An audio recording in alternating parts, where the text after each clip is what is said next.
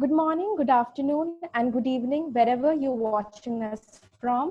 On behalf of the Nepal Institute for International Cooperation and Engagement and the Water Policy Center, it gives me immense pleasure in extending a warm welcome to our chair, Viktoria Ivanchenko, speakers and participants who have registered for the event.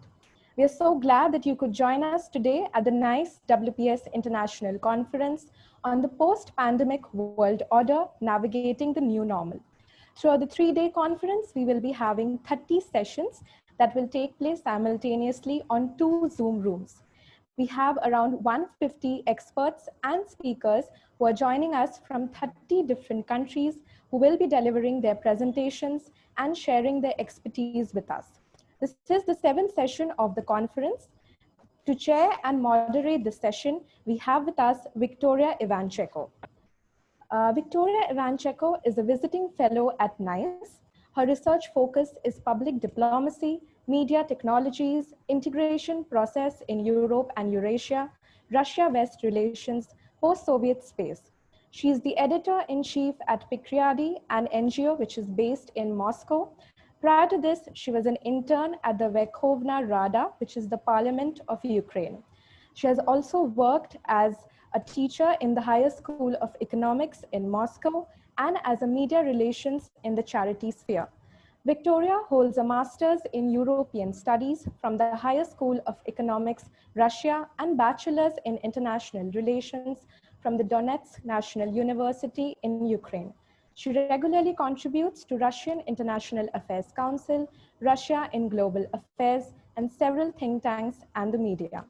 Now, without any further ado, let me request Viktoria Ivanchenko to moderate the session. The floor is yours, ma'am. Thank you. Thank you, Rangoli. Good afternoon to everyone from Moscow. We're going to proceed now with the discussion of the post-pandemic world order. And we have, in fact, less than 2 hours. And today we, at session 7, have 4 speakers. All of them are from India. I will introduce now shortly everyone. And I will give from 10 to, I guess, 12 minutes for the speech. And then we will have some time for discussion and questions. So today we have Professor Liyaqat Ayub from Department of Civics and Politics, University of Mumbai, India. Also, we have Dr. Aslam from Department of Gandhian and Peace Studies, Mahatma Gandhi Central University, India.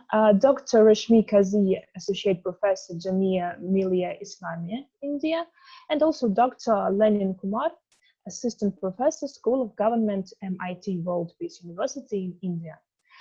I will follow the order which we have on the panel, and the floor will be given to Professor Liyaqat Ayub. I hope that everyone is with us already now.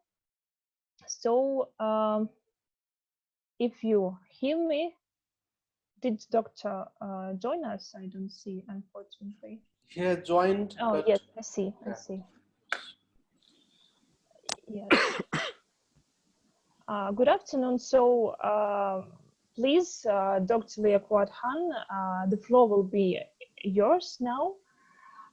We will be happy to hear from you about your tools of foreign policy in post-pandemic world. Okay. Good afternoon to all organizers and panelists of this webinar, honorable dignitaries of NIICE and water policy, and friends and colleagues. I'm very happy to converse with you all onto my thoughts on the new tools of foreign policy. Now, when we have been studying foreign policy, earlier traditional ideas were being utilized in order to understand foreign policy from the Western thought provocations. A lot of Western authors were used to write a lot of things on foreign policy, and it was being used by all the academicians and all the experts all over the world. Now, what I personally would like to say is this COVID-19, the pandemic has actually brought in a lot of new thoughts on to understand the foreign policy problems within states, within the region, and the world order, because we have been into different hemisphere. So with this new idea of understanding foreign policy would also has also brought a lot of new tools to understand the states. The states earlier used to think that they are also they have a control of the world order. They have some control of the world order, but pandemic has actually shown them that they don't have. Each state has to bring in relations, and those relations will only come with certain ideas. And now we see in foreign policy, there are certain areas where it has to be understood. Before we go into the understanding of the impact of COVID, we also have to understand that states are also dealing with the facts. Once they are dealing with facts, but facts also has a lot of resemblance to the myths. States do have myths. Not only states have facts, but they also have myths, and they also go with these myths in order to understand the region, the states, and thereby they develop these myths into a wishful thinking. And when foreign policy apparatus does not operate onto the facts, and if they operate only on the myth, they are into a very disastrous situation. In the sense that earlier the instruments of foreign policy were what you have. One was diplomacy, the second was foreign aid, and the third was the military force. Like many states, many leaders used to also propagate that wherever the foreign policy moves, the state's military power also moves. Today, in this pandemic, it has also shown that it is not the military power that will dictate terms between states. The states have to come onto a common platform. The states have also to manage. Now, when we say manage, it also have to understand that how they are going to better their relations. Now, when we say better the relations, what are we talking of foreign policy? Why do we require a foreign policy? The foreign policy is an extension of a domestic policy. As Bernard Brody used to say in his book, that it's an extension. Domestic policy is foreign policy is an extension of domestic policy. Whatever is the requirement of a domestic policy would be fetched out by the foreign policy. And thereby, in foreign policy apparatus, national interest becomes very important. Each states are being talking of protecting its own national interest, as if my interest, as if the interest of one state is different by the interest of the other states. Each state has to be each state is basically thinking of developing. Each state is also thinking of having national security. Now, one of the very important instrument of foreign policy talks of national security. Now, in earlier terms, the traditional idea of protecting a state would be through the military power. If the states harness military power, they are protected. Now, when you say the security of the state is basically just protection, it has moved out of this particular idea of giving a thought onto having a idea of protecting a state with a military hardware. Now, security is not just military hardware. Neither security is an understanding of military force. It is much beyond. Now, when we say foreign policy nowadays are also talking of national developments. Now, it is not only national security, but also national development. And when we say national development, each state has to look after the national development of its own state. Now, without implementation of diplomacy, in order to have national development, it will be a farce. Until the state thinks of its own development, And that is what the pandemic has brought the states to rethink, that the state has to think of its own people. The state has to think of its own resources. State has also to look after its own governance. It cannot go the Indian leader cannot be very, very powerful in China. Indian leader cannot be very powerful in Pakistan. He has to be very powerful in India within its own territory, and thereby security is not of just territory, but is also of national development. What are you securing? You are securing national development. The state has to look after to this part, and this remains to be very constant.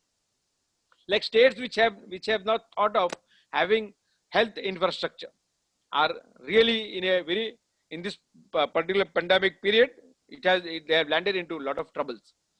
In the sense that they have not given the due to the population. They have not given a lot of health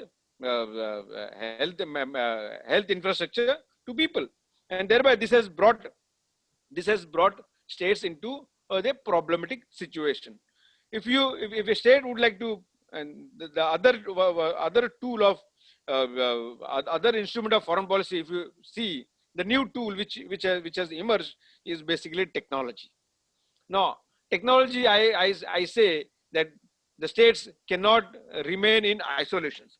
Like when we say that one earlier that India as a state wanted to have a technology transfer from Soviet in order to get cryogenic engine, in order to develop its own space, its own missile, but it did not get.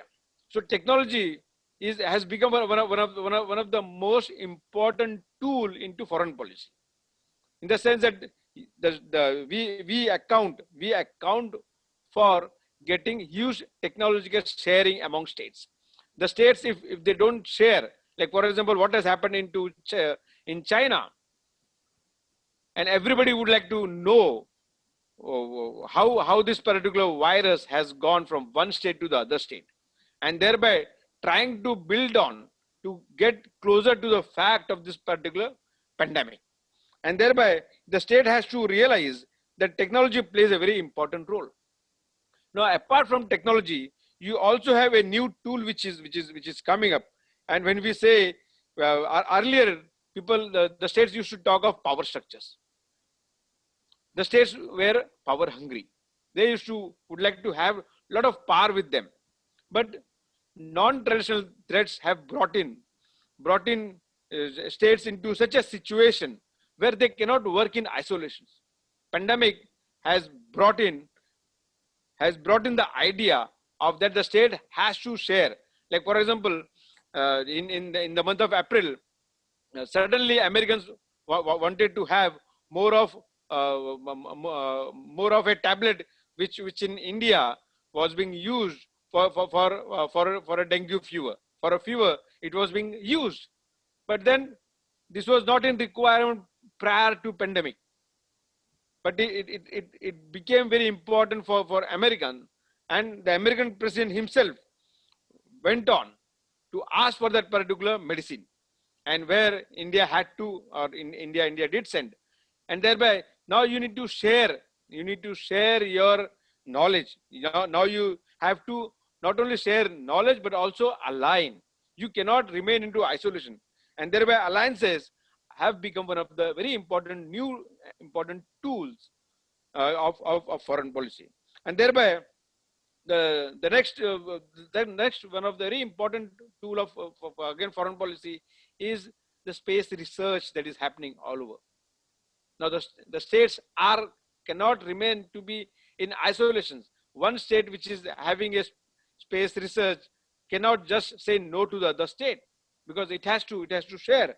And thereby, according to many authors who have been bringing a lot of ideas, saying that the space research will bring a lot of new development. Now, there are also realist hawks. Why I say again realist hawks? Because the realists do not have an understanding that just merely protecting state, territorial state, will not suffice, will not give benefits for the will not give benefit for the states. But if you look at to non-traditional threats like the pandemic or like the climate change, now the states have to actually prioritize the threats. Earlier, the states themselves were threats to the other states. Now you don't have those states not becoming threats to the other states, but you have non-traditional threats which have become important.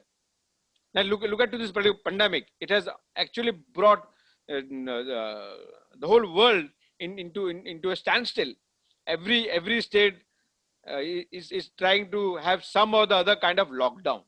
Now, lockdown is not a better proposition, but they have to bring lockdown as one of the tool in order to protect the particular states, and thereby these realist hawks are also not understanding. Like realism for a particular movement is understanding, but also it is important to understand that economic interdependence also plays a very important role in building in building the national development of states. The states can only develop if they share, and solely maximization of power will not suffice. It is also economic interdependence. If India is developing, the neighboring states are also to be onto the pathway of development. The states should put their lot of efforts in order to see that the neighboring states are also developed, and that's the reason the states have seen that they have been. Dr. Han, I'm sorry, I would ask you to conclude this. Just 1 minute left. Now, Yeah. in order to conclude, there are certain contemporary issues which have to be seen with respect to new tools of foreign policy. There is a one is that there is a very clear global shift which is happening in order to understanding of foreign policy. Earlier, the changing world order thought of having geopolitical issues at the core. Now you have non-traditional issues at the core. And when we say non-traditional issues, now human security becomes very important. Earlier, humans were not considered very important for the states. Now you see human security remains to be one of the important center force, and thereby we also have to see what the constructivists are also trying to tell us, that it is constructivists like Alexander Venn who talks of that anarchy is what state make of it, like it is friends or enemy is being decided by the state. It is not there. The enemy or the friends are not there. It is the state who would decide, who would imagine who their enemies are, imagine who their friends are. So you see now the state's foreign policy should see the health issues are also important for the state's development, and thereby in order to see that the national development becomes a core into the state's foreign policy development. So in order to conclude, I would say post-COVID scenario has brought in changes into mindsets, and these mindsets have also brought in the imaginary threats which earlier were there between states, and the securitization of the foreign policy have been overshadowed by the human development. The states have to think of human development rather than thinking of securitization of the states. I really thank for the organizers to give me this this opportunity to speak to you all. Thank you very much. Thank you, Dr. Han. Probably we'll have some questions later. Thank you for your speech. I really found many interesting traits about the development of the current world. And I also can say that here from Russia, we see that we're now more focused on domestic issues and development of the nation from the inside. So thank you. Now we move to the next speaker. That is Dr. Aslam Khan from Department of Gandhian and Peace Studies of Mahatma Gandhi Central University in India. His talk is about power, hegemony, and fractured world order. So please, your turn, Dr. Aslam Khan. Thank you very much. Am I audible? Everybody can hear? Yes, yes. So first of all, I offer my sincere thanks to Dr. Pramod Jaiswal for inviting me on such a grand event, a big event. So my talk today is on power, hegemony, and fractured world order. So when we are talking of the power, or we are seeing the world power structure in the modern time, and if we are seeing the IR, it has been more complex in the 21st century. The most important thing is the unholy marriage of liberalism and realism trapped the nations of the world in a way where there is no return back situation. And survival of the fittest in the anarchic environment shaped the foreign policy of all the nations of the world. Power, for instance, is the ability of one country to get another to do or something not to do. Something shifting away from US to China, for instance, and US power with the presidency of the Trump is weakening in the present time by taking the America First initiative. So the past US unilateral wars and influence on all institutions of the world brought as a great hegemony. That hegemony is being challenged by China, or being challenged by China in a present world order. China is getting stronger and demanded recognition of its ownership of the China seas, something most of the world regarded as absurd and threatening. China constructed a string of pearls, safe ports across the Indian Ocean. Its vital supply route energy and other resources of Middle East and Africa. Now US is confronting the expansion of Chinese power and US national interests sufficiently that involved to risk naval conflict in Asia. But on the other hand, China is resisting against it and consider China's sea is Chinese business only. This message has been delivered by China to use to go to any extent with regard to the South China Sea. Recently, China fired 2 missiles, I think 1 day back or 2 days back, anti-ship missiles that are aircraft carrier killer 2 in South China Sea. The day before, US flew spy planes through the at least 2 areas where drills were being held. So when we see we are talking of the world order. So if we are going the past history, we can see the 4 kinds of the world order. Then this turbulent 20th century is witnessing that first one was the pre-World War I that was dominated of great European empires in the 20th century until 1940, where you can, it is easily visible the system theory, and this period exemplifies a balance of power system. Then we see the second one is the World War I to the World War II, that period is from 1914 to 1945. This was the interwar period, and we can call it as a balance of power. And the third phase of world order, we can see the Cold War, and it was the phase where we can see the collapse of the European powers resulted in the bipolar system led by the USA and USSR. Then we can see the post-Cold War period, the collapse of the Soviet Union that ends bipolarity, and the world order has dominated by USA as a unipolar world power. But the new system in the unipolar system, even at the later stage, are disputed since Donald Trump's presidency, ranging from multipolar, like several power centers that we can assess now, to zone of chaos, and from globalization to China-US rivalry. So these are the several possibilities of dominating world order. Then now that my topic is the fractured world order. So we can see a kind of the fractured world order where there is a shift of power, and the allies, they are in the confusion what to do, where to go.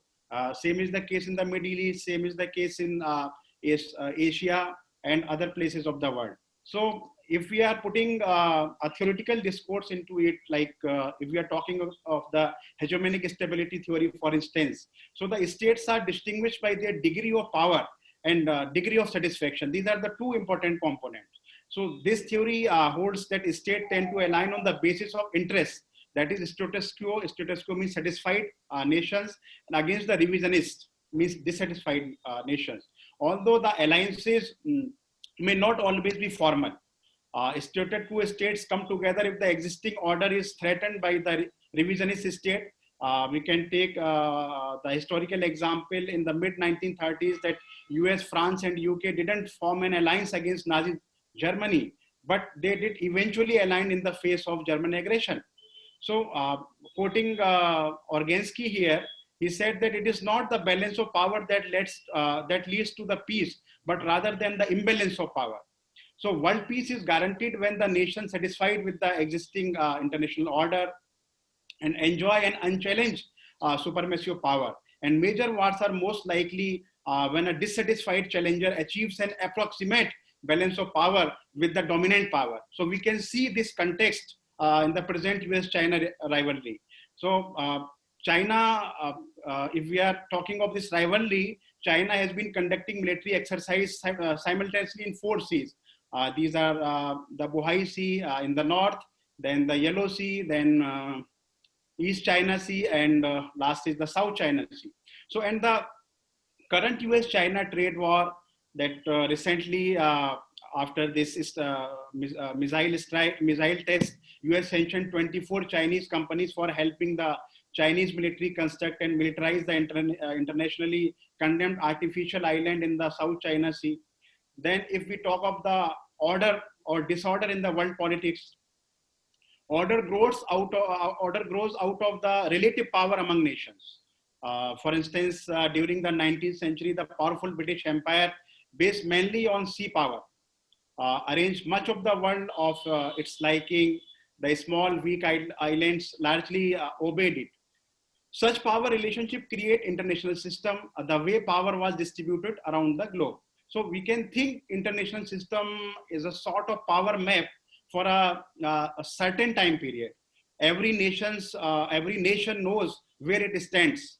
If many countries have approximately equal power, it is likely a balance of power system. If one power is having control of the world politics, might be a unipolar system, and USA after the end of the Cold War, we can see in this context.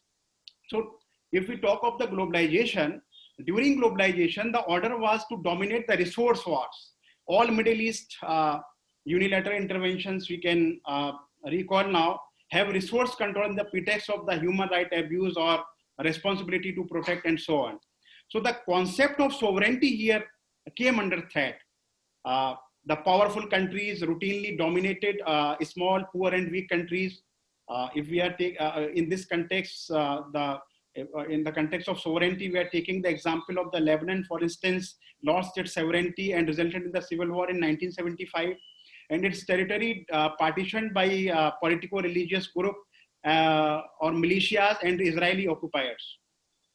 Presently, US is claiming that the developing nuclear technology, I am giving the example of Iran here, that US is claiming that developing nuclear technology for peaceful means even is not the Iran's business, but the business of the whole world. Through, in this context, Europe is also divided for this claim of the United States.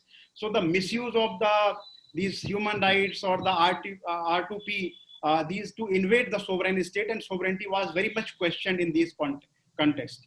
Then now I will discuss the major factors that why this world order is now a fractured world order, why China is emerging as a power, why the other powers in the Asia like Iran and Russia, they are the country to watch in the modern time. So the major factors behind it that we can see since President Trump took the presidency, then we saw the withdrawal from the Afghanistan, and this kind of withdrawal is being seen as a failure of the United States. Then strong resistance in the Middle East by Russia and China together. We can take the example of the Syria, for instance, and the other part, the Middle East. Then strong resistance by China in the China Seas. The collapse of, most important thing is that the collapse of the liberal institutionalism because of the US policies that we can we can easily witness the disrespect to the United Nations by United States of America, withdrawal of main bodies, either the climate bodies, WHO and others. So you can see the present instance of the superpower in this context. Then EU and NATO, they are also under threat by the United States of America, and they are confused somehow that how to deal with the situation, because Trump has repeatedly threatened NATO and EU for their security things. Then America first approach, it's coming to global to individualistic one. Then emergence of China as a confronting power. So these are the things, these are very important things to understand the present context of the world order. So the present situation indicate the collapse of the liberal institutions as issues such as human rights, free trade. These are the main parameters or the main institutions: human rights, free trade, international laws, and international organizations. They are struggling to survive in the present time. So if we recall just before World War II, I will mention here E.H. Carr. He called liberals a kind of utopian. He used the word utopian for supposing that reason, negotiation, and mutual advantage could stop dangerous aggressions or aggressors. If we see trade as an example, it doesn't come easily. It must struggle against protectionism. Liberals assume that free trade benefits all, and it's a win-win kind of situation. But we see the poor countries, that it's not justifiable. Then it reflects that poor countries fear that the free trade only benefiting the rich and the powerful. It is a reality too. So take the example of the Euro, for instance, that you illustrated how free trade promotes peace. Admit that realist, but European unification began only after Europeans had shedded enough blood of each other. Finally, under US protection, they accepted a series of treaties. But on the other hand, they were pushed into them by World War I and II, by American security guarantees. So now that protectionism has been threatened by the by US for not supporting US in each and every dictate. So Europe is also in great confusion to shape its future security. So now, what is the future scenario, since time is running short? So I will just try to conclude.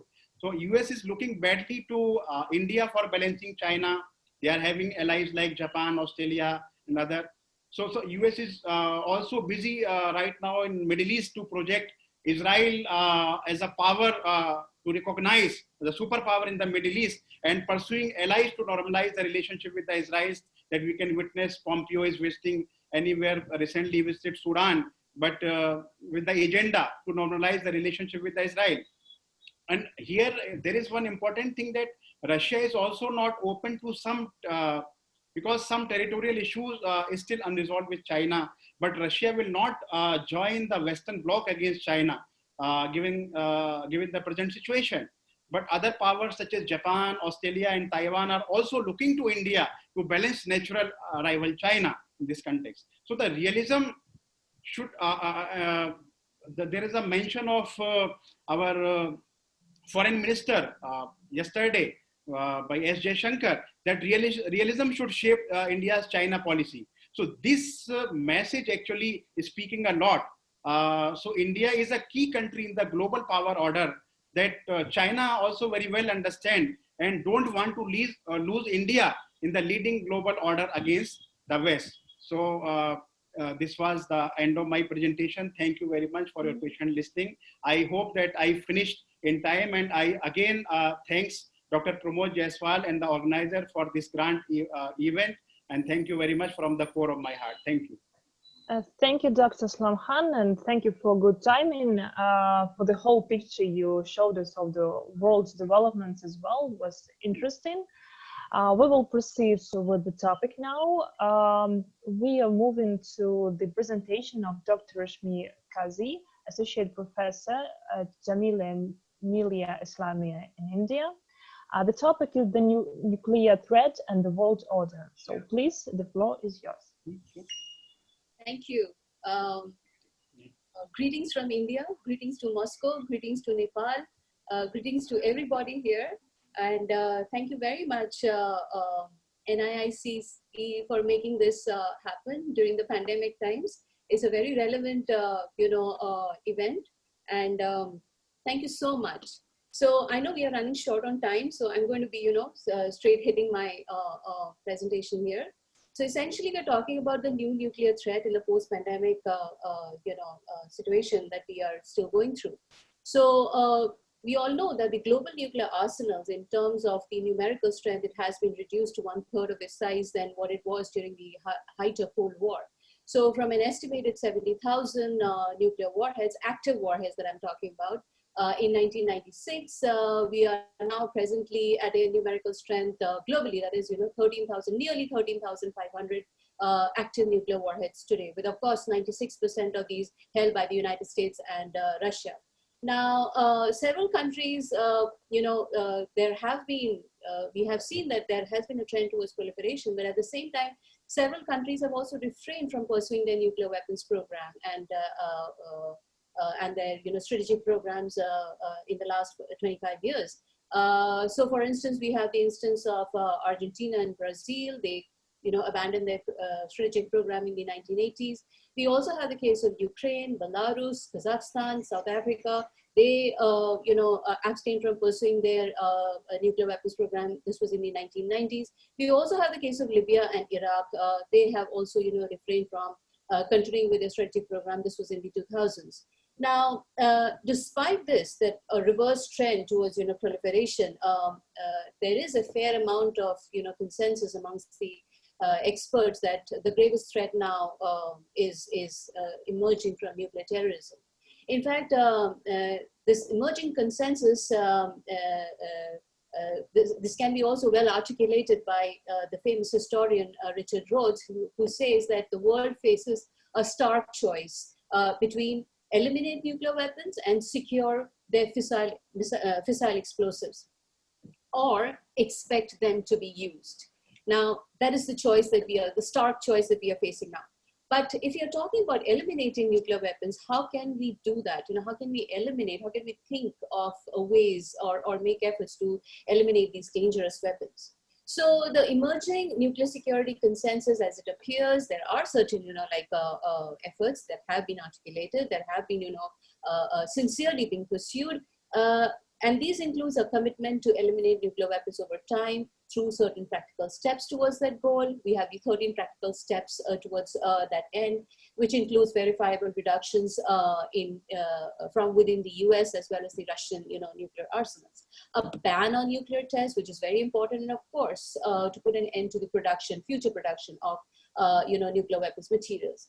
Now, when these global efforts are being undertaken for moving towards global zero, or rather nuclear zero, it is expected that nations are, they are likely to cooperate and work out safeguards so that they are able to secure their stocks of highly enriched uranium and plutonium.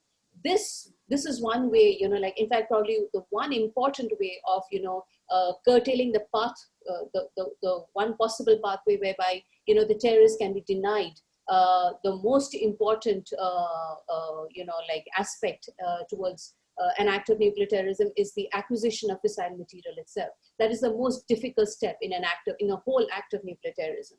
And also at the same time, if required, isolate, prevent, and as I said, if required, punish states, that try to start new programs, which are outside the purview of the established safeguards process.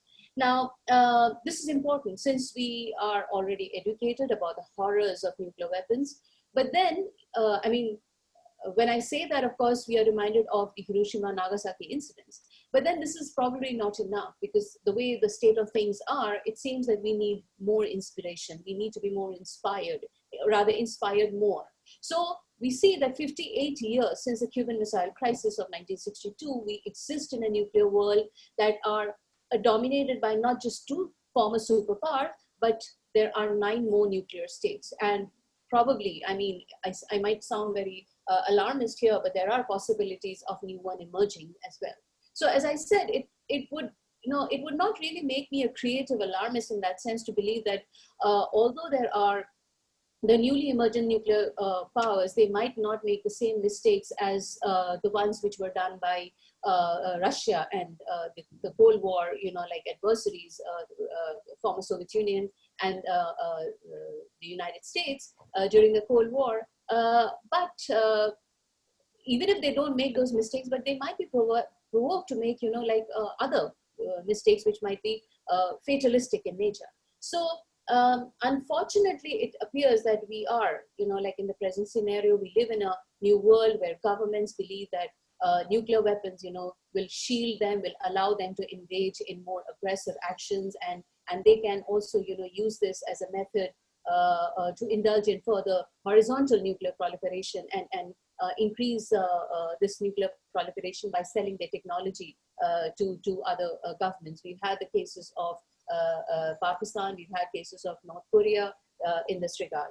And so it is a world where nuclear materials and weapons are becoming increasingly, when you have this kind of proliferation taking place, horizontal and even vertical for that matter, you are becoming more and more vulnerable. So you're increasing the vulnerability to more possible pathways where terrorists can acquire these dangerous materials through theft or other malicious ways.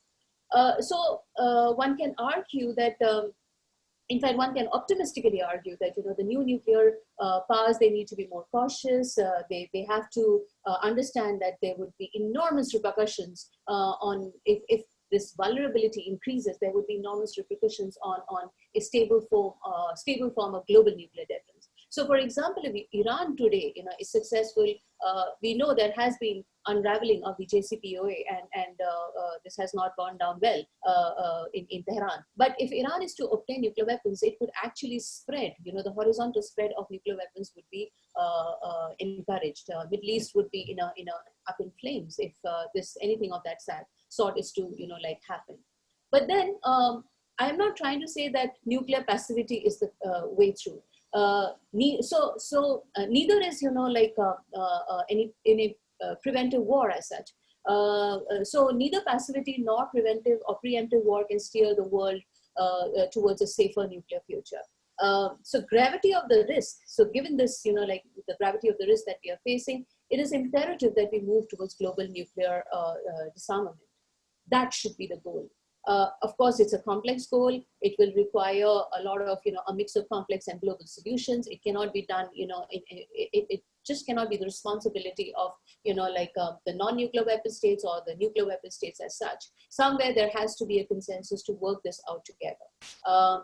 Undoubtedly, there will be there can be global solutions, but it would be, it involves a lot of complexities.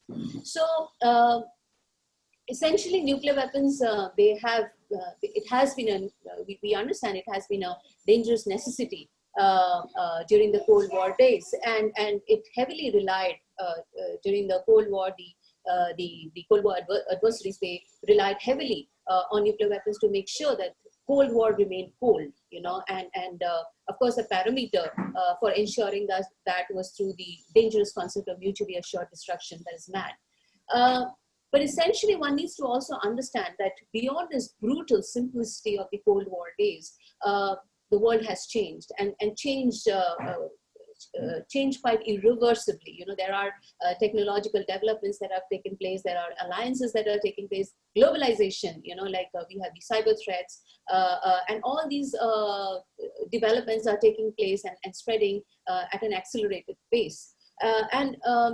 Essentially, this is also further, perturbed. We are also further perturbed by the fact that the economic shifts, the economic power shifts that have been led by these technology alliances and globalization, they have been also further accelerated and amplified by the COVID-19 pandemic, which makes it more hard, more difficult to define a state of stable relations among countries, particularly among, like when we're talking about the nuclear weapon states, or for that matter, those, emerging nuclear weapon states. And especially so when they have all these nations and these nuclear weapon states and non-nuclear weapon states, they have different and unpredictable aspirations and objectives. So we've had the issue of the treaty on the prohibition of nuclear weapons. This came up in 2017. Unfortunately, all the nuclear weapon states, abstained from voting this treaty. At present, 50 states are required to ratify this treaty, but only 40 states have so far ratified it. So it's very unfortunate, all these developments. The New START treaty, for that matter, that needs to be further. It's coming to an. It'll be expiring in February 21, and so far no efforts have been made to further replace it. Essentially, again, when we are talking about these treaties, the arms control issues are coming so much into, into the picture. It brings us so much into crucial importance. It brings us to the fact that a global regime of arms control is very, very crucial to manage nuclear risk as they are existing today. So the choice that we are facing today, as Scott Sagan, one of the gurus in nuclear studies, according to him, the choice that we are facing today is not between a nuclear weapon-free world or to return to that, bipolar Cold War deterrence. But the choice today is between a nuclear weapon-free world or one with more nuclear states. Thank you for your kind attention. Sorry, thank you, Dr. Kazi. That was very interesting. And what I can say from my point of view is that recently we really, in the world, we forget about the nuclear threat, and the whole, I could say, outdated already, unfortunately, the regime of nuclear control, because many of the countries want to forget about some agreements or to change the conditions of them. But the threat is still relevant, of course, and the pandemic or other new non-traditional threats do not cancel the nuclear threat that exists.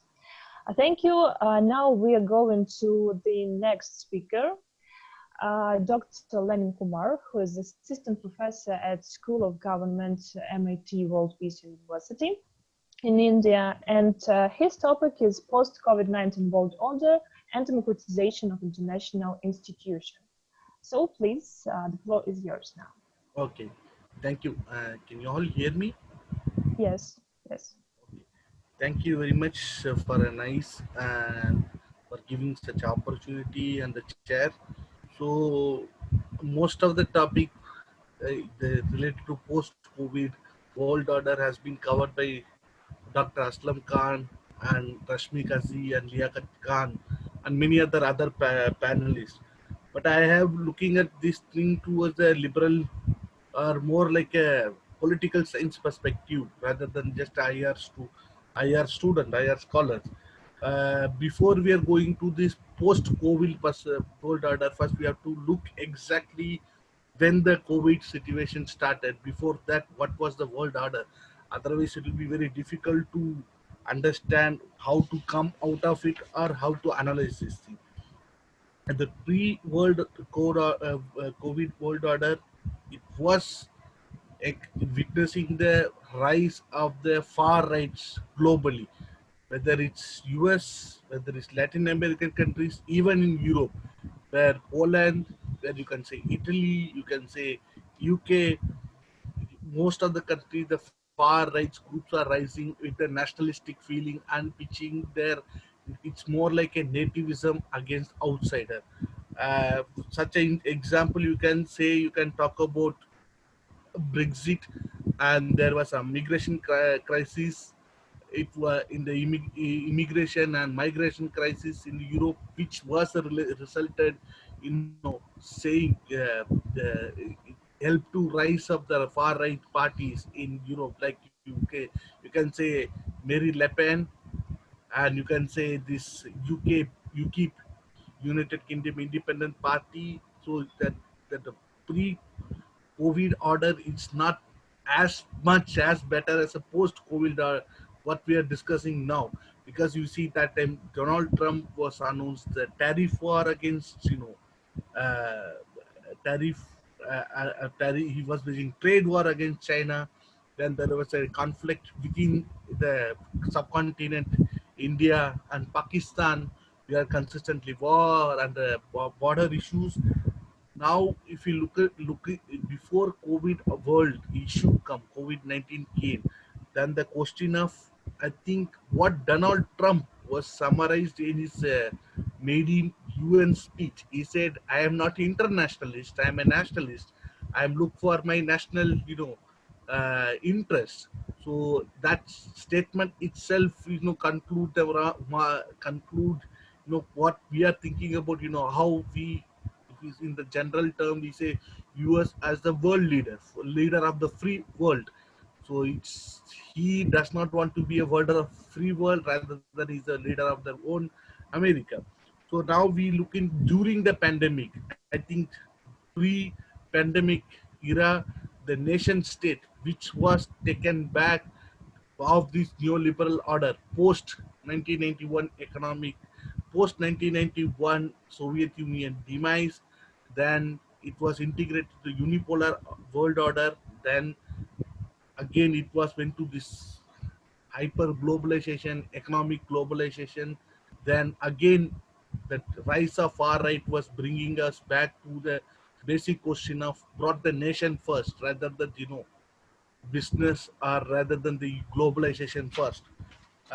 Now the second aspect of my paper, I would like to talk about how the pandemic, during pandemic, what is the reaction, what is the response from certain countries in the across the globe, where first of all, this pandemic also used to polarize the world order and to consolidate the far right grips over the politics.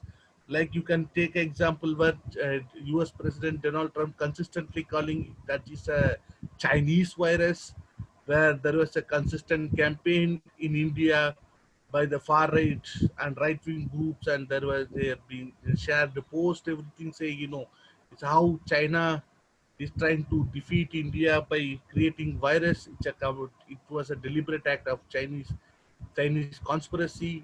In UK and other European countries successfully used this cause and the virus in the COVID-19 situation to consolidate their position. So then, if you come to the question of during the lockdown, during the phase of the COVID, it started in the February, but many of the countries taken this issue much seriously in the month of March. The number of cases are increased in Italy, Iran, and China. The number was increased, so these people are started taking much more seriously. But if you look at more carefully how things are happened, because one is reflected in the failure to contain such a pandemic situation, because the world organization was not prepared to handle such a crisis. That is what it's reflected. And second, most of the time when we talk about the how the lockdown was affecting more, we are talking about the economic aspect of the this thing, how it will affect the trade, how it affect the business. But one of the major component of the entire business and the lockdown is about how well we are prepared to treat. Our healthcare went back, and the business aspect of the international order came first. If you look into this, entire situation, uh, in the middle of the pandemic, United States were pulled out of WHO, United World Health Organization. That is one of the key aspects which shows how the world order is actually, how the international institutions are being treated regularly, because it's not only WHO, even the Human Rights Council where US pulled out because of it was voted against Israel. When we want to look up with the democratization of the international institution, first of all, we have to see why the international institution came into the exist. It came to exist for three major reasons. One, to prevent economic catastrophe like 1930s. Economic collapse should not happen, because 1930, the 20s, 30s economic collapses lead to the far right governments in many part of the world, in Europe. Then it's lead to the war. So in post Second World War, the international organization created not only to prevent such a global scale war, also to prevent such economic, a crisis should not happen again. That is what we established the World Bank and IMF, International Monetary Funds, and United Nations, and you have a GATT, then later into to WTO. So the purpose, it's not only to prevent a war, but to create and control the economic activity and creating further crisis global level. But if you the look at the later half of the 20th century or end of 20th century and beginning of the 21st century, which itself in the 2008 crisis, it's again repeatedly proven, because the 8th crisis lead to many of the far right, rise of the far right. It also creates such a situation where this the very reason which the economic institutions were international economic institutions established, the very reason they failed, which was noticed by the IMF, where when we come to this uh, post world order, where you have post COVID world order, there is a few important aspects we have to see. Are we going to see post world order as a same as a pre world order, post COVID world order? I don't think so. Are, are we going to say we are going to emerge out of more egalitarian, more acceptable world order for entire unity? I don't think so, because if you see, even this between the pandemic, the WHO is merely the institution was giving, rather than the press conference, then involving actively to promoting, vaccines, where you can see Russia suddenly announcing they found a vaccine, where US is trying. So it's more like a competing to prove a superiority rather than preventing the international global level calamity. So where the entire situation of the post-COVID world order maybe maybe it can be positive, but mostly the current situation proven the rise of far right. Like take example, there is a violence in UK where the far right groups went to check people in the asylum seekers, and yesterday there in Swedish there is a uh, far right people burn the Quran and has demonstrating. They organized the violence, a riot in Sweden. So during the pandemic also, the rise of the far right, it's not stopping. The rise of far right also, it's a major source to threaten the international world order. So when you have talking about the post-COVID world order, that the post-COVID world order should be more egalitarian, more acceptable, rather than just passing through the COVID order, then entering into this, nationalistic feeling. But when we come to the issue of the recent time, I think it's also brought to we should be discussed and this thing, why suddenly the question of rise of China and Russia became a question, because of it's a question of democracy, whether it's a question of it's a question of their economic superiority, whether the question of their human rights. I don't think so, because the pre-COVID world order, the so-called established liberal world order, does not have any problem with country which is not democratic country, whether it's the question of in the Gulf countries, Saudi Arabia, and other countries in the West Asian region, in the Middle East region, or many countries in Africa and Latin America, and countries like Pakistan, which had a military rule for some time and many things. I don't think so that is the case. Democracy, it's not a question of bringing the world order. When you're talking about the world order, it should be combination of both. We have to engage with them, because they are not democratic country does not mean we should be neglect them to bring in the world order along with them. That will only create further issue, where the the pre second world order, post second world war world order, which was the result of some certain historical conjectures, historical necessity. But now after we looking at after 75 years, I think that historical necessities, that historical factors are changed, where if you see Take example of Africa. There is no representation in Africa, and in Latin America there is no proper representation in Latin America.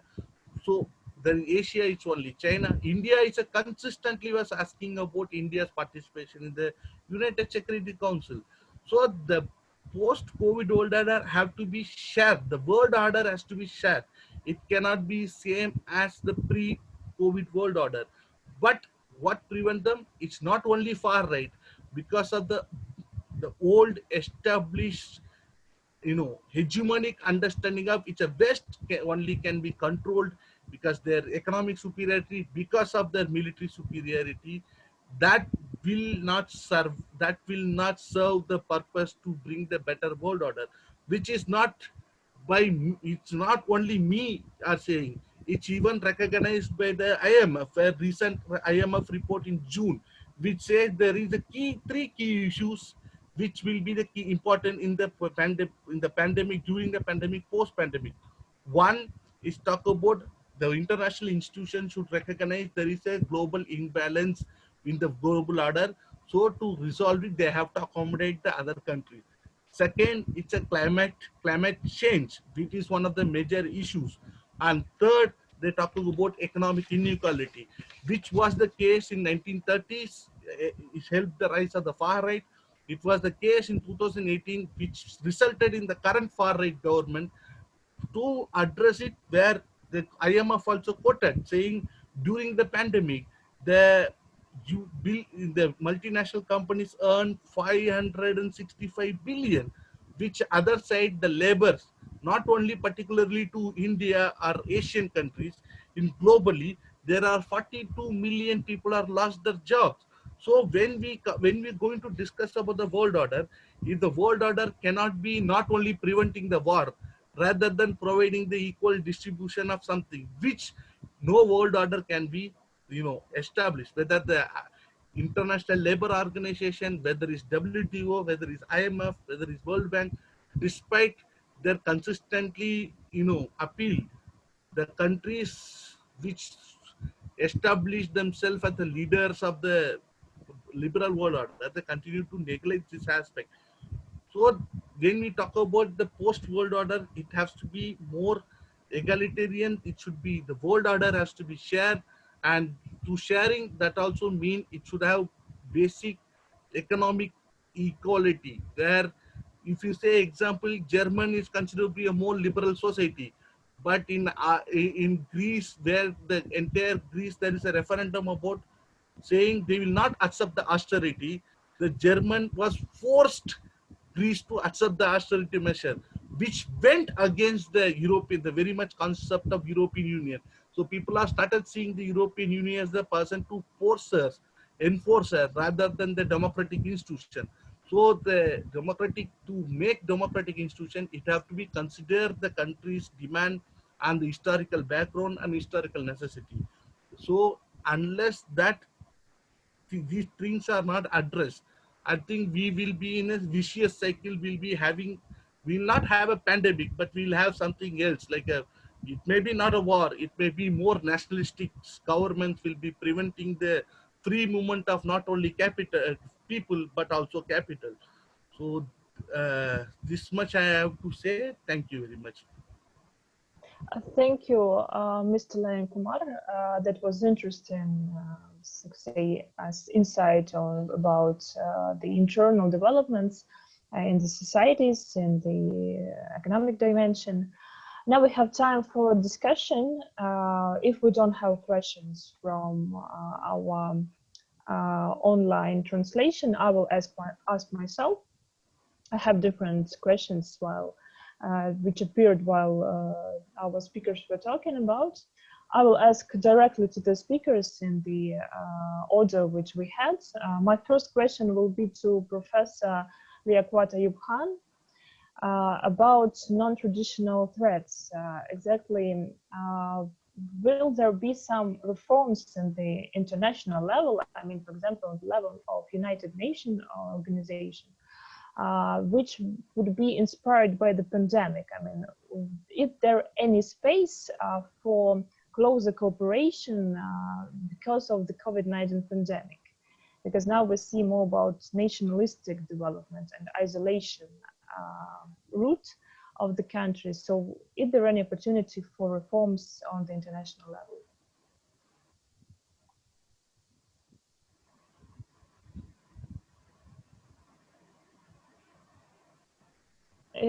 Sorry, we don't hear you, Dr. Liyaqat. Sorry, I could, Yeah. now. Now, this is a very good and a very important question to be asked, that whether there will be a change of mindsets. The mindsets are going to change in the sense that earlier the Millennium Development Goals were administered by UN, and the states were supposed to go, but they were going slow onto looking after their own people, looking after their own population, looking out after their own state. Now the people on their own will be forcing the states to very well go and look at to the situation. And that's the reason why the states are becoming more nationalistic. They are not thinking of globalization, but they are thinking of nationalism. And nationalistic ideas will bring in lot of conjunctures within the old system, and thereby you will see that the states which were putting a lot of money into military hardware would shift. They will not make a bigger shift, but they will definitely have to make a shift looking towards their own people, because the states cannot go on just buying military hardware in order to protect states, rather than building or developing their own state by giving a lot of priorities to the people. I hope I have answered this question now. Mm-hmm. Yes. Yeah, thank you so much. Thank you. Thank you. Then my next question will be to Dr. Aslam Khan. You talked about the power shift, about new, I could say, rising hegemons. Here in Russia, we have probably a little bit another perception of the world order and how powers are developing. But anyway, there are such global trends like US losing their powers and influence in the world, and China is getting more and more powerful. So what do you think about the influence of pandemic, of the COVID-19 developments on China power? Will COVID-19 give more power or less power to China in the region and in the whole world at all? Thank you very much for asking the questions. So you are asking what kind of the influence of pandemic China has in terms of the world politics. Yes, exactly. So my answer is that it was a defining moment as far as the China's strategy is concerned, right from the beginning when the pandemic, this COVID-19 start, right from that period to the country starting blaming China that it is a source of this COVID-19 virus. But in between, you can see that how China diplomatically reached throughout the world, whether it is in Africa, Asia, everywhere, is supplied PPE kits and all kind of the mechanism, ventilators, even to Europe and all places. So it is a kind of, that outreach that China has shown, that what kind of the power in terms of the other infrastructural area they have, and they can deliver to the world at the time of the crisis. So it was a defining moment if we are considering in this manner. On the other end, that when the pandemic started spreading throughout the world, then countries started blaming China. Then the face of the politics start here. Then people start alliances against China, countries starting alliances against China, and somehow pressurize China to conduct an independent inquiry to the origin of the virus. So, but it clearly reflects the liberal angle into it, the constructivist angle into it, and at the same time the realist angle to it, and the kind of that less of Lockean approach and more of Hobbesian approach. And if we consider as of now situation is beyond Machiavellian. So it is my answer to your question. Thank you. Thank you so much. My question to Dr. Reshmi Kazi is about our pandemic, COVID-19. Is there any direct connection of the pandemic and nuclear regime? I mean, is there any opportunity or just threat probably of the pandemic to influence on the nuclear regimes, or they are just disconnected? What do you think about that? Everything is it's very difficult to draw any direct connection here, but given the conspiracy theories that are emerging, the fact that the COVID-19 is not an artificial virus, but it can be engineered. I mean, there are theories which are emerging, and such engineered laboratory generated viruses, they have been done with certain intentions, which are of course given, of course, as per the conspiracy theories, these viruses have not been developed, or rather developed with certain malicious agenda in mind. Given the fact that it can be a bio threat, if that so be the case, it emerges as a bio threat, a WMD threat. So in that sense, we are only getting more and more convinced over the fact that we already know chemical weapons have been used for by terrorists. The terrorists have also accomplished their, if I can use it that way, I don't want to sound again a creative alarmist, but these are factual data. They have already accomplished their feat with chemical weapons. We've seen in the case of Syria, Yemen, Mosul. They have also used the Aum Shinrikyo group. They used bioweapons. They've also used chemical weapons to spread acts of terror.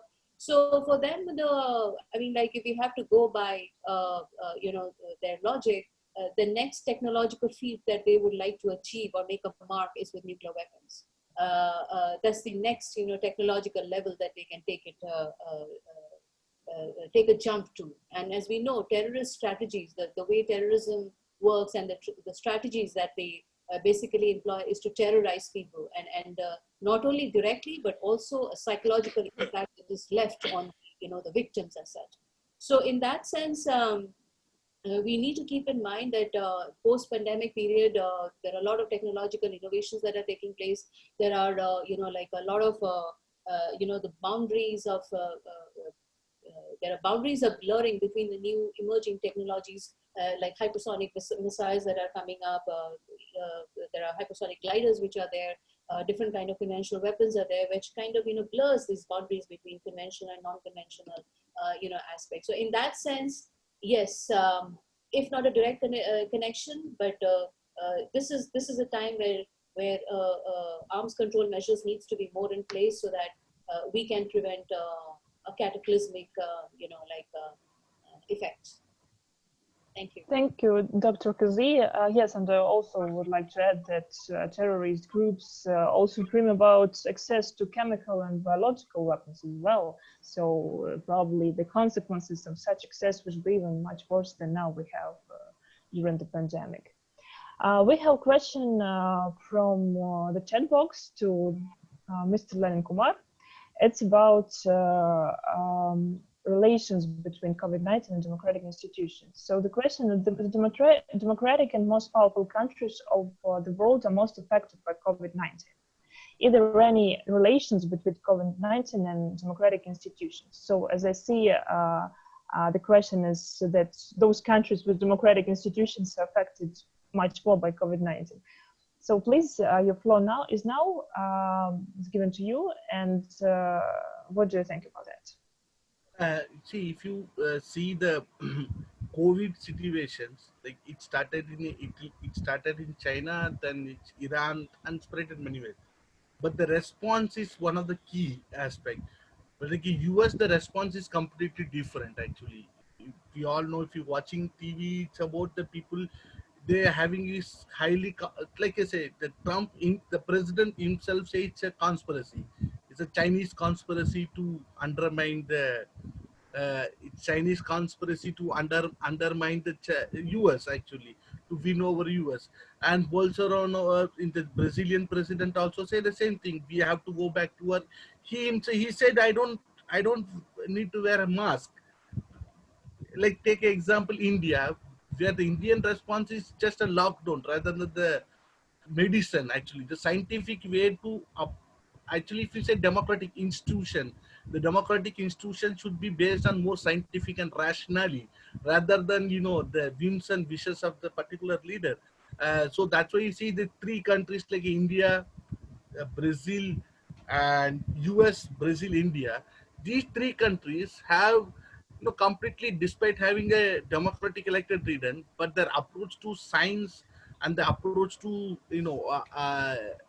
health issue, it's completely exposed their governance model. Rather, that's also come with the far right understanding and tackling the pandemic situation, that you can see the small countries like in New Zealand was successful, and the country to the undemocratic, like you say, you can see this countries like Russia, you can see China, because they use the state machinery.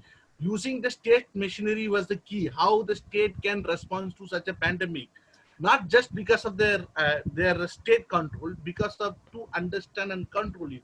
Where despite the state controlled by this far right big leader, the leader themselves don't believe in such things. Actually, they say Trump, Bolsonaro, India, they don't test much unless the recently the numbers are going to be increased actually. So I think it's about the behavior of the state and response of the state is important, more like a democratic institutions per se. Mhm.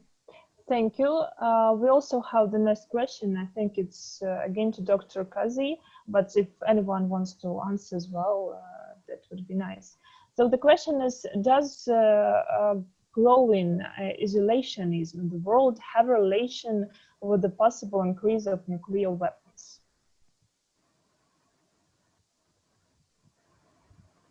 I didn't quite get that. I think that the question is that while countries is getting more and more self-isolated, maybe they get more suspicious, as I see the question, and because of that, they begin to obtain more and more nuclear weapons. That I could interpret it like that. Well, there, as I said, we have to face this. We are facing this stark choice between, a nuclear-free world and more nuclear weapons coming in. So it's the way things are unraveling. With the New START treaty, we see, both United States and Russia, they are not, very sincere over this treaty, replacing the New START treaty with renewing it rather. Then their abrogation of the ABM anti-ballistic missile treaty. The non-proliferation treaty already has been, it's already so shaken. The non-proliferation regime has been shaken by so many, the flouting of the objectives and the principles as such. I wouldn't say, I would rather be optimistic and believe that there has to be concerted efforts. There has to be, again, as I said, passivity is not the way out. Neither can be any aggressive policies. What is need of the hour is deterrence strategies. Nuclear weapons, we cannot wish them away. They are going to be here for at least some time. So during that period, what we can do, so to prevent, proliferation, both horizontal and vertical, is to have a game theory which is win-win-win for all, both for the nuclear weapon states as well for the non-nuclear weapon states. So for that matter, when we're talking about arms control, China is emerging as a very big, factor with the kind of military technology revolution that China is undergoing at present. It is creating a lot of, there's a lack of confidence and mistrust, which is, taking place within the global regime. So one can think it's difficult, it's complex. When you're talking about nuclear issues, obviously we are talking about very complex issues. But then we can be optimistic. There can be efforts in terms of a trilateral arms control regime where US, China, and Russia, they can work together in terms of having a much more stable regime, a stable world order rather, where deterrence strategies can be even if we have to go by game theory, it will be win-win-win, as in like just not win-win like in the Cold War days, but for US, China, and Russia, win-win-win. We can think about an optimistic and much more stable world order. Thank you. I have a question, my personal question to all of our panelists. So everyone who is want to answer is welcome. The question is, do you think that the COVID-19 with the whole number of lockdowns, restrictions, closed borders, really affect the changes in the world order, or it is just a trigger which showed the existing problem, so it didn't influence in any way? So what do you think about that? Respond? Yeah, who is ready? You told that lot of lockdowns and closing of the borders with other countries. This will actually, this situation, we can analyze this situation in so many ways, that if we are seeing that first foremost important thing is the protection of the human lives. So all of the state, they give preference to protect their own citizens. And you can see here that when we are seeing of the cooperation, here everybody is looking their own houses first, then they are cooperating with each other. First, we have to save our own people. So some kind of the, I will not say self-centric, but it was a need of the hour, that first nation's foremost important priority is to protect its citizens. So now the question comes that I will also connect with that, the previous question with yours, that in terms of the acquiring nuclear weapons in the pretext of isolation and all, so that you can see that since Dr. Reshmi, she talked about trilateral kind of the regime, that China, Russia, and US, they can play a very important role. A kind of win-win situation can come for all. But if I am seeing the Middle East scenario, the current development in the Middle East, in the backdrop of the pandemic, then there is a kind of the compromise with Saudi Arabia from United States, that and they are very much willing to develop their nuclear program, whether either they are calling it a peaceful or something like that. But this kind of things are happening here, and US is backing Saudi Arabia for that matter. On the other hand, Iran's nuclear program is being threatened by United States time and again. So this situation, if we see that, for instance, that if Iran is going to be nuclear, so it is not in the interest of the Russia too. It is not in the interest of the China too. And it is not in the interest of United States. They are opposed to it. But on the other end, if these kind of the things are emerging with Saudi Arabia or the other Sunni allies of America in Middle East, then this will create a kind of the competition. Then US will have no face to stop either Iran, if giving consideration to the Pakistan's relationship with the Saudi Arabia in the present time. The Pakistan's nuclear arsenal was considering as the part and parcel and partnership with the Saudi Arabia previously. But now the changing scenario, the influence of the Turkey and the divide in the Islamic world, it is giving a new picture and new kind of the dimension to the whole Middle East politics. So one thing that the protection of the people was important. On the other end, some other kind of the program, the security programs are going on, some war exercise, some military exercises, some that warmongering provocation by Iran, America, and other powers, China, for instance. So these things are also happening simultaneously. So security is very important. Either it is a security of the people, people within the territory, or people outside the territory. It is my response. Thank you. Thank you, Dr. Han. Who is going to be next, please? So, okay. Yeah. Yes. Okay. Go ahead. Yeah. No, sir. Go ahead.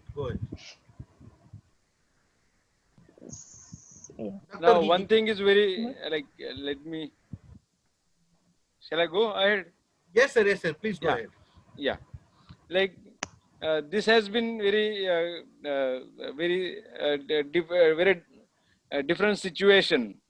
Like COVID-19 has become an absolute weapon to destroy the whole mindset of the states. And this has also brought to an understanding that weapons are not just arsenals which can be kept with you. Like look at to the blast that happened at Beirut.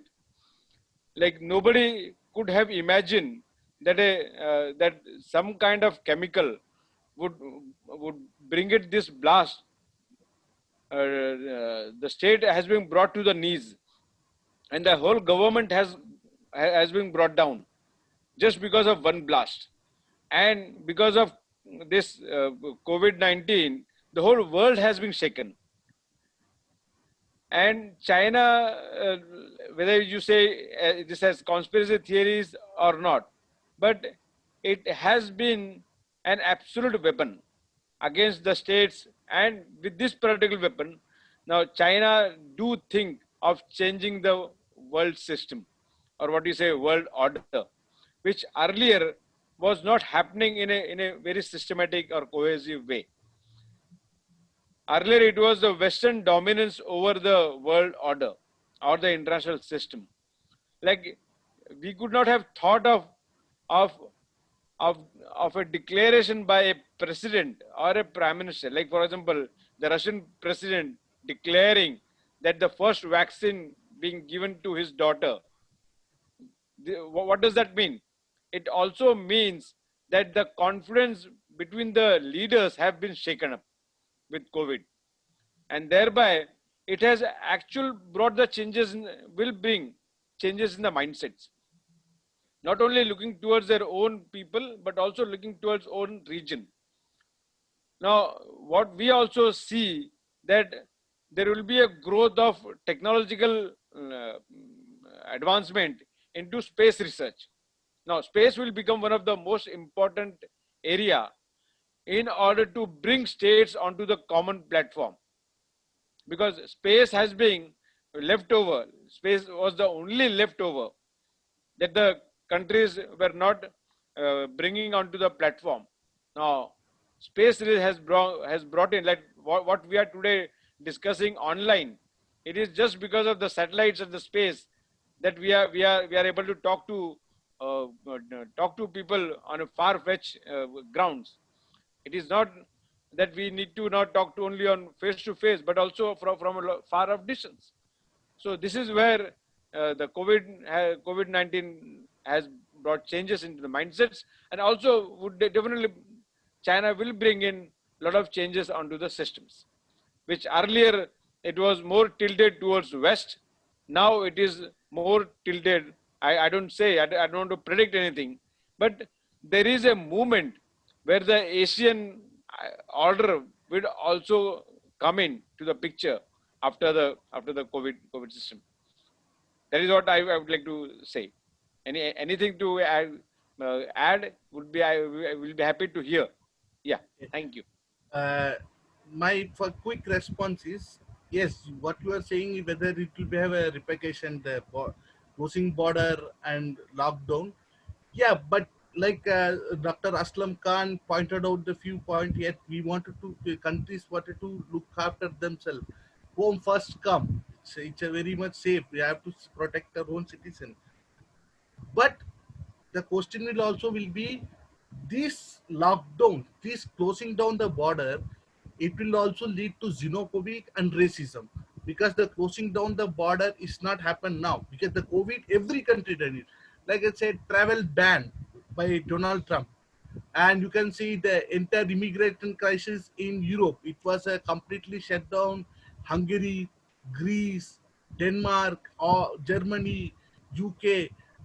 That itself lead to that itself lead to a xenophobic rise of the far right parties. Actually, yes, this lockdown might be in the short term, it might help to contain the virus and all, but the solution should be, founding the vaccine, and also, to fight this this far right, this thing. Otherwise, if you see, what is the vaccine the US, the name was Russia supposed to give? It's a Sputnik. So the Sputnik is the first, the satellite that this thing was done by Russia.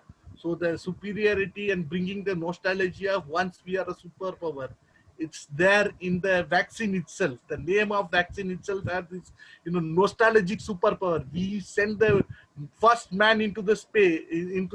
We will be the first country to have a vaccine. So that universalism, the globalism is gone. It's more like a we are who is going to be a first leader. The last point about isolationism, that's one of the important point is, see, the globalization is there since ancient time. From the everything was since there. When there is food, everything was there. The entire colonialism is the globalization.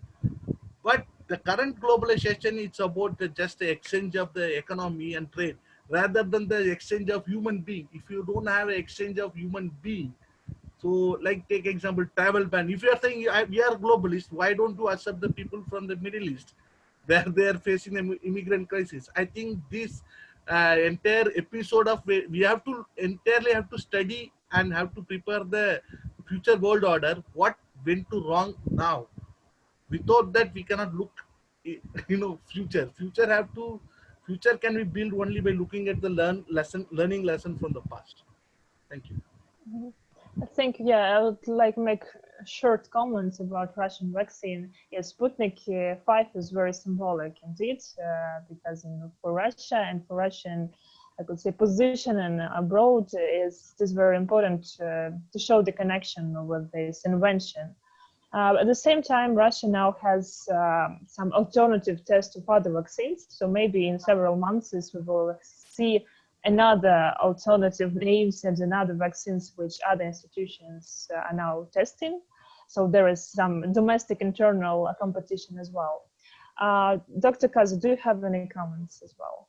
Very quickly, I mean, I agree with Dr. Lenin Kumar, particularly on his last, point that globalization has been there, but in the post-pandemic period, the globalization, I think it's just reinforced. And given that, what is also adding to it is the technological innovations and the technological advancements that has been taking place, particularly in the weapons sector. So as I mentioned, like you have these hypersonic missiles, you have artificial intelligence, and there is most important the blurring of, lines between different types of weapons that is taking place. So, what I'm trying to emphasize is that there is a huge emphasis on this technological advancement, and it can be used for, for good intentions. It can be also used for nefarious purposes. And very quickly, Dr. Khan, I agree with you. I couldn't, disagree. I mean, agree with you more. But the fact that, when you have powers like US and Russia and now China also, coming up with this, again, revolution in its military technology. You have its, like China has its Dongfeng 26 that can hit Guam. It's 21 ballistic missile. Dongfeng 21 can hit areas around South China Sea. Obviously, these kind of, revolution, military achievements, they create a lot of mutual distrust. And again, that sense of suspicion, which I just answered in one of the questions that was asked. So it becomes a huge responsibility on powers which are, rather holding these nuclear warheads and arsenals in huge numbers, to make that impact, to make that effort, and even take those initiatives whereby we can stop, countries like Iran and assure them. What is important is to assure them, because I understand what you're saying is absolutely right. If Iran has to go nuclear today, it will have a huge domino effect in the whole of Middle East. It's absolutely right. But then what can be done to prevent that, horizontal proliferation? Because it's not in the interest of mankind to have, a world with more and more nuclear weapon states. Thank you. Thank you. Does anyone have any comments or want to contribute? Uh, yeah. Okay. Then, as we have some time yet, I will ask another question about how to, I could say, to live through the period of waiting. Now the whole world is waiting for the vaccination. In fact, many of the countries are still in lockdown, so have some strict restrictions. They're closed close their borders. Russia, for example, still do not accept foreigners. So how on the international level and the same on the domestic level should we now react, as we have some very restricted capacities and we cannot very quickly come back to the normal life? So should this be really a time of waiting while the vaccine is invented and tested, fully approved, and or should we adapt to the new rules and just to accept that we have to live in this new reality? I mean, with the check of your health at each institute or institution where you go to the airport and so on. So what are the main steps to do, like for person, for states now? Because it's, of course, it's a big discussion. It's a Nobel Prize question, but anyway, you have probably your personal perception of that. So it will be just interesting to hear. Can I go first? Mm-hmm. Yeah, sure. You are saying, should we wait or not? That's one of the Yes. questions you asked. I think we should wait, and there is a two wait have a different way. The thing about Europe and Asia, it's completely different actually, because of the density of the population. Where the Europe in a rural, the cities will be in a, it's because one house to next house there is a gap actually. Even the small county to next county have a gap. Here it's not. Like if you go to India, any place, take example of Maharashtra. Maharashtra is the state of Maharashtra. Now it's the highest number of COVID cases in India. If you go to Bombay, you don't have any space to land itself actually. So it's a question of how to tackle without putting the economic barrier. One we can do is, it's a more campaign among the people, awareness campaign, which is necessary, which should be not involve any conspiracy theories which strongly involved by the far right group. In whether if you go and see, there are conspiracy theories like anything, where people are saying wearing mask itself is the problem, saying the wearing mask itself is create more coronavirus actually, so you should not wear mask. But other incident, okay, if you other incident, the government should invest more on health issues actually. In the travel time, how we are going to, it's not a travel, it's not only flight travel, where you have a travel in the train, travel in the local buses. I think the state has to step up to address the concerns of this thing. Now it cannot be a business will take care of the state. Now the time for a state, as a conventional state, to involve in the business, because it have to be taken care, it should be take care of the people, because private actor cannot do it for a citizen. They will do it for a profit. One more incident in Korea, they contained a virus, but the second wave is happening in Korea. Why? Because of there is 50 people got affected in single Starbucks, the coffee shop, Starbucks. The second wave started in one coffee shop. The second wave started in Korea. So whether you should not have a exactly like Indian experience, where you have a lockdown, you are not able to move, you are not able to do, where you don't test much. But the other side, okay, you don't have a lockdown, but you can make a social distance, you can start living. I think you should have a more intense scientific campaign with the student rationality, and you have to have coordination. I think there is no coordination among anyone, like we already discussed. Like who is going to create vaccine is the competition among the country, rather than how to create. What is the experience of different countries actually? So I think we have to wait and see, because of the most affected people will be in the poor, rather than the people who are rich. That is what our Indian experience says, because they couldn't afford to go to hospital, so people die. Those who are offered, they can go pay in thousands of dollars, if you go by dollars, and they can get proper treatment. And other people cannot do. So that way, the state has to ensure the safety of people. The state has to be back in terms of international level, in terms of policy level. Mm-hmm. Thank you. I see who is going to be next, who wants to contribute. Yeah, Mm-hmm. yeah. When we assume that COVID-19 has changed the whole mindsets. Now, when we say mindsets, the states see there was this idea of collision between the state and the religion, and the states were trying to somehow harness their ideology with religion, and religion did not come to the help of state. And that is one of the reason why in a lot of countries the state is being what do you say, arm twisted by the religionist, and thereby it has actually made difficult for the state to follow one proper order which comes from WHO. And thereby what has happened is this kind of order which is not being followed, it also says that the states are living into different paradigm. When the states are living in different paradigm, they are not dealing with a different virus. They are dealing with the same virus in a different idea. Now, if you are not able to educate your own people, how are you going to how are you able to stop this virus? Now, when Dr. Lenin was saying that just because of a Starbucks coffee shop, the second wave began in Korea. Now, in India, you have so many pockets where you have different myths, and with the myth, you also have a lot of wishful thinking.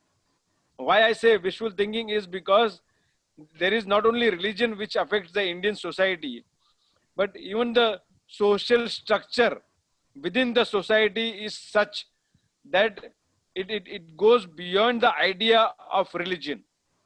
Like for example, like you can have a fundamentalist, Hindu fundamentalist or an Islamic fundamentalist. You can have a moderate Islamist. You can have a moderate Hindu. You can also have a modern Hindu, and you can also have a modern Islamist.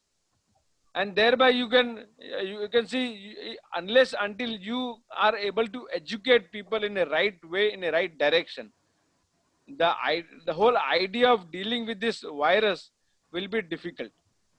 And thereby, if you are still going to wait for the vaccines to come and not educate people, will be a simply like you are making an attempt to carry people to suicide.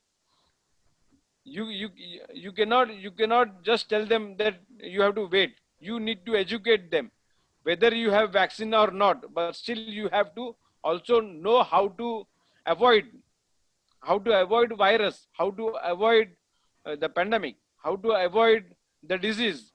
If you are not able to, like for example, in Mumbai, you had when the virus began in a big way, we had one hospital called Kasturba Hospital, which was a long built hospital during the Spanish flu time, 1920s and 30s. That hospital was built, and people used to laugh that what is this hospital being bifurcated into such a large premises, small buildings.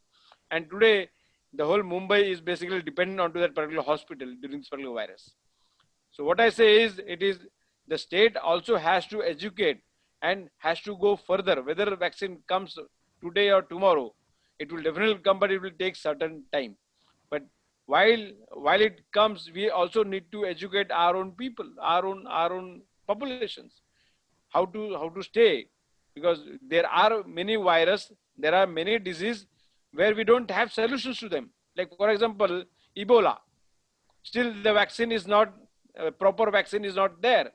Like AIDS, again, a proper vaccine is still not there. Again, cancer, it is still predictability about some symptoms, but again, there is no solution. People die after cancer after a second phase or the third phase. So people should be educated how to live, and this can only come by having a rational and scientific thinking. The science has to go, the state has to propagate science in order to see that the population is properly equipped. Not the religion.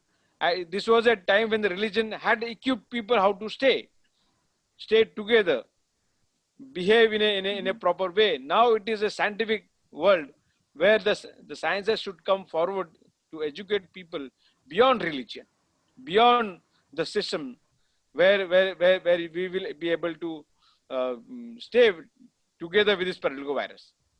This is what I would like to put forth. Thank you very much. Yes, thank you so much. So we're short of time. We have several minutes. If someone wants to contribute, Dr. Aslam, yeah, please some short comments. Since you talk about the people's mindset and the role of the leaders also, it comes into.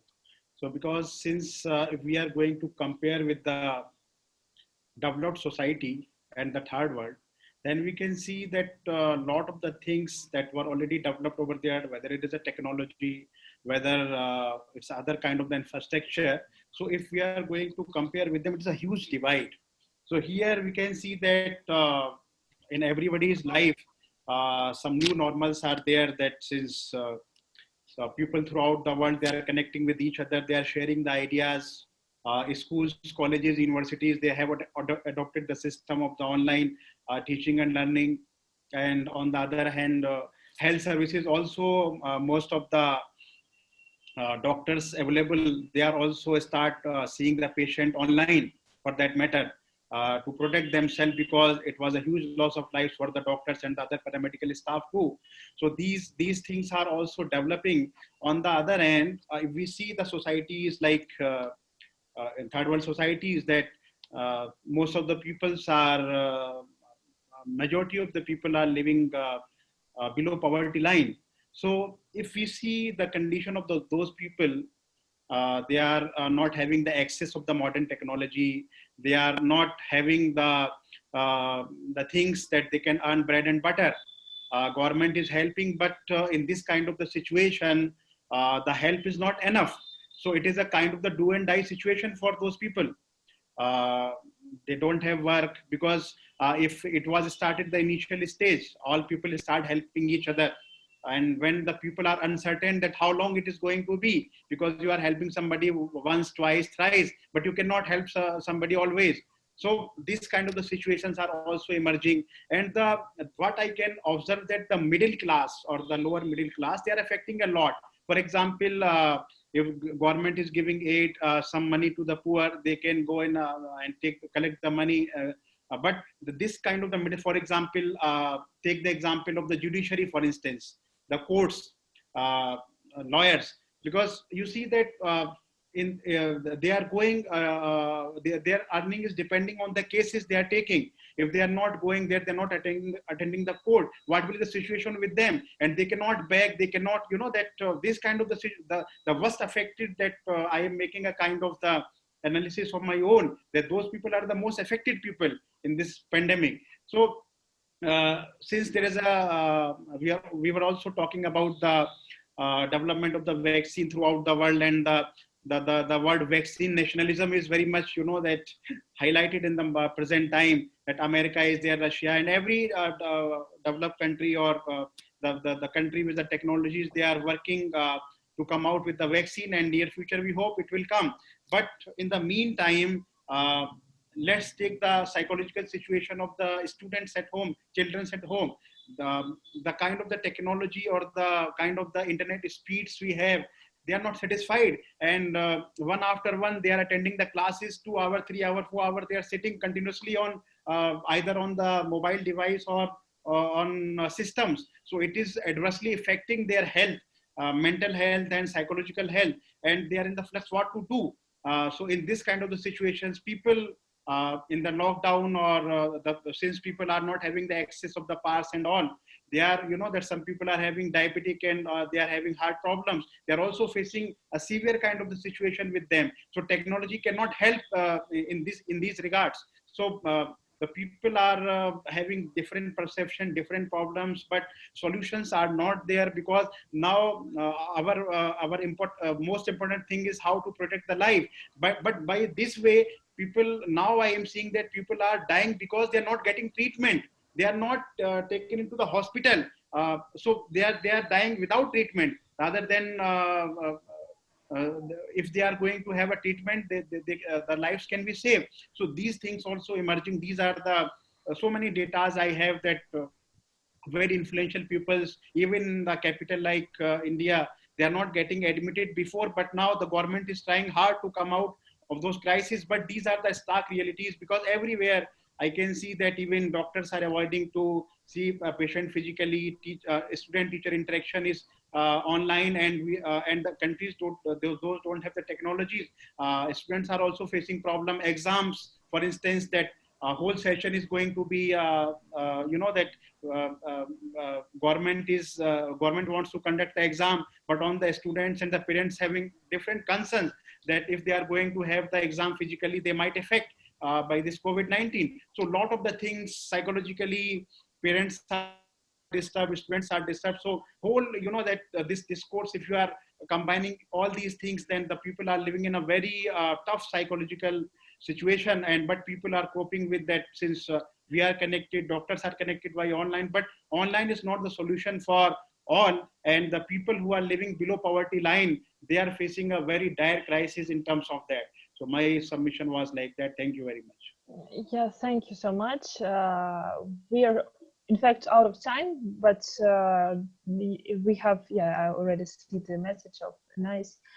Thank you so much. Thanks to all the speakers. I'm sorry if anyone wanted to add something but couldn't. I think the discussion was pretty interesting, and I also learned some interesting angles and perceptions for myself, and I hope the audience also enjoyed it. Now, at this point, we should give floor to another session. So there are already some speakers waiting. Thanks to NIICE for inviting me to be a moderator. So please stay safe, and let's fight this disease all together and overcome to the new and I hope more happy world order. So thank you very much. Thank you. Thank you so much. Thank you so much. Thank you.